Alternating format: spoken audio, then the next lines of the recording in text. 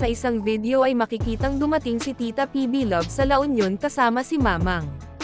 Agad naman ay nalalayan ni Sir Jun si Mamang sa pagpasok ng bahay. Isa-isa namang binati at hinakap nila Buddy Day, Marjorie, Irene at Erna si Tita PB Love at si Mamang. Sobrang saya ng Cuatro Marias nang makita ulit ang kanilang napakabait na sponsor na si Tita PB Love. Kinumusta naman agad ni Tita PB Love si Erna kung okay lang ba ito sa pamumuhay ng Abra at kung hindi ba ito na homesick. Sumagot naman si Erna na okay lang at hindi siya na homesick dahil may kasama naman siya. Tinanong ni Tita PB Love si Erna kung tinatawagan na ba nito ang mga magulang.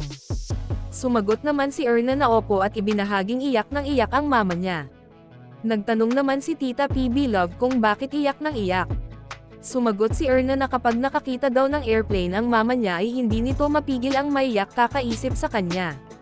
Nabanggit naman ni Tita PB Love na nakikita niya sa mga video na ang hina kumain ni Erna, kaya pinayohan niya itong kumain lang ng kumain. Sumagot si Erna na sinusubukan naman niya pero nasusuka talaga siya kapag tinodo niya. Sinabi naman ni Tita PB Love na ganun talaga pag hindi pa sanay, dagdag niya na wag lang pipirin ni Erna ang pagkain niya para tumaba ito. Tinanong ni Tita PB Love ang Marias kung nag-enjoy ba ang mga ito. Sabay naman silang sumagot na opo at kwinento kay Tita PB Love ang mga nakakasabik na gawain sa resort. Pagkatapos ay tinanong ni Tita PB Love si Marjorie kung kamusta sa Davao, ano ang kaibahan nito sa Abra. Nabanggit din nito ang sinabi nila Marjorie at Irene sa video nung nandun pa sa Davao na wala silang pagkain, dagdag ni Tita PB Love na hindi na kasi siguro sila naghahanap ng pagkain at naawa naman talaga siya sa kanila. Lumabas naman si Mamang at agad naman ito ay nalalayan ni Tita PB Love, pupunta sila sa restaurant ng resort para kumain.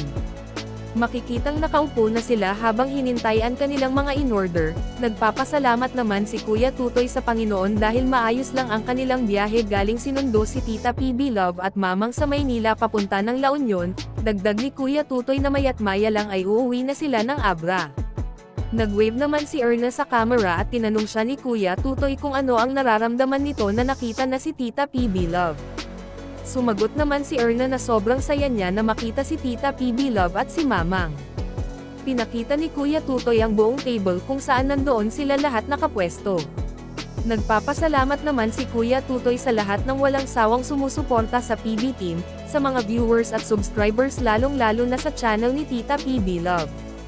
At para sa more summary video ng Pugong Biyahero, huwag kalimotang mag-like and subscribe.